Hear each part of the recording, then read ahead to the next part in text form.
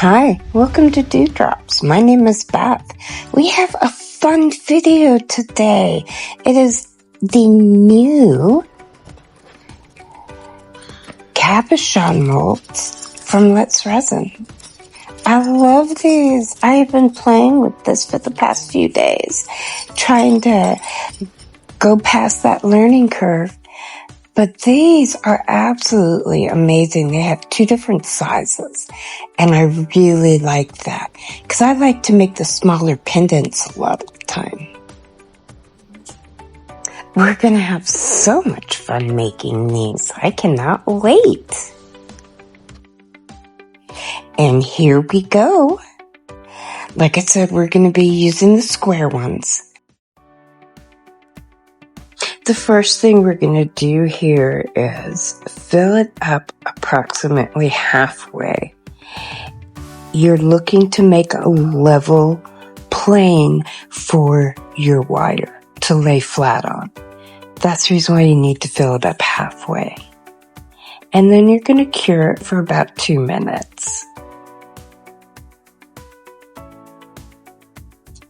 Then after it's cured, you'll want to cut up 4 medium and 1 small open bezel for earrings. But they make great inserts.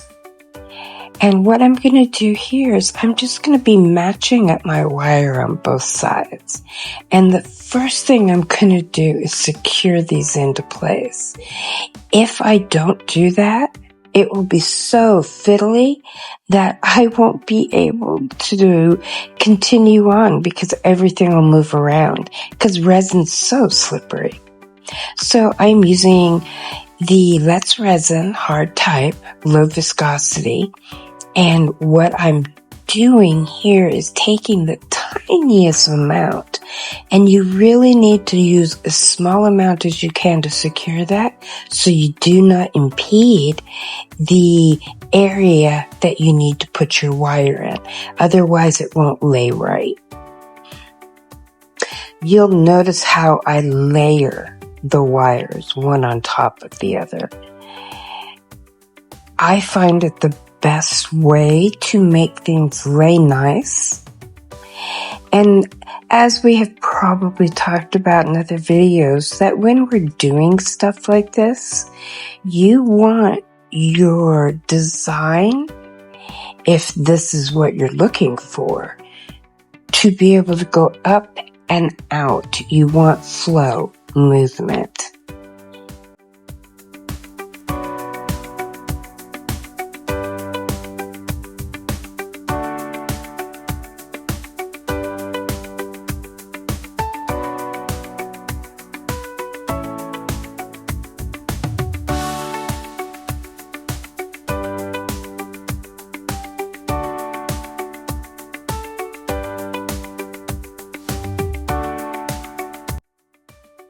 As we finish up this aspect of it, we will be securing it in just like we did the other parts. And the reason for that is because we don't want the wire to move around if you are going to be putting resin in there on top of it. That is why if you put a little tiny bit of resin and cure it in, everything will stay exactly where it's supposed to be. You'll see.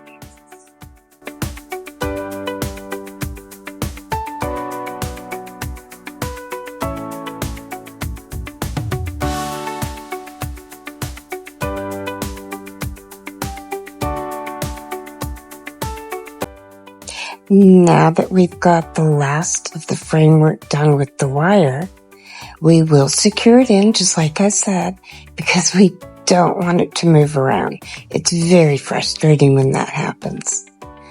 But we are going to secure it and cure it. And now we're going to add more resin on top. You're going to want to fill it almost all the way to the top. You've got to leave enough room for a layer of resin with your Chameleon flakes and a layer of resin with your chrome powder or back, whatever color you decide to put on the back. right now I'm just kind of trying to get rid of all the bubbles in there and just work it. And then we are going to cure it for approximately 2 to 3 minutes.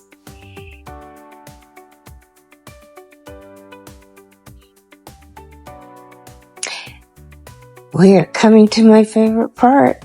This is the gilding adhesive. You're going to want to put a decent amount on, and you're going to want to tamp it after you put it on. You don't want it smeared. You want little tiny sections that you tamp down. And then we're going to put on the Chameleon flakes after it's dry. Here's the order of what I'm doing. Brown yellow, pink olive, lime blue, violet blue, and violet aqua. I am kind of trying to get that rainbow effect. I don't know if I'm going to accomplish that or not. You know, it's kind of like a quasi ombre look, except for with different colors. So that's what I'm kind of looking for with the colors. I want it to be layered, and I want the colors to run into each other. We'll see if it happens.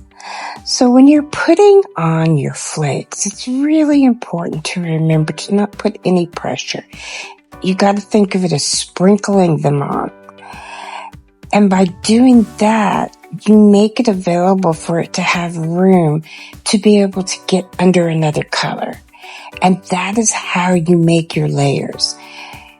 Everything I do is very deliberate here.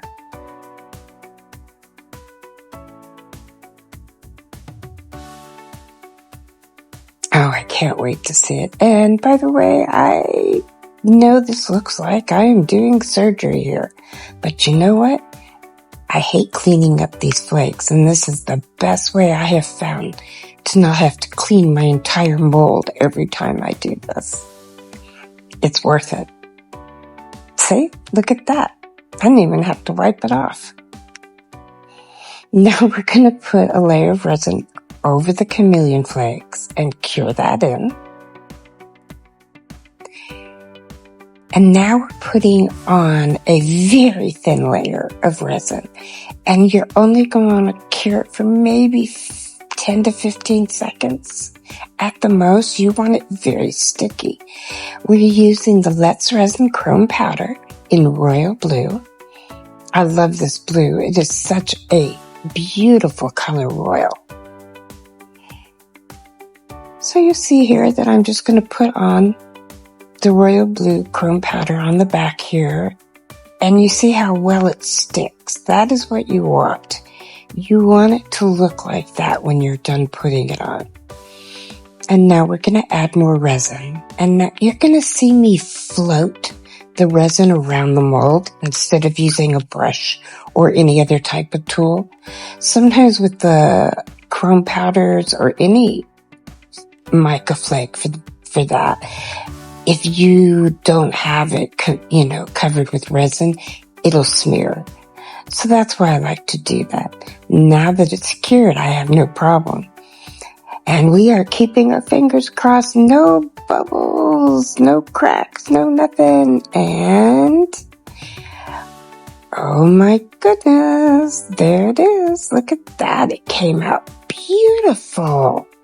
Sorry about it being blurry, but it did. It came out beautiful. I am so happy with that.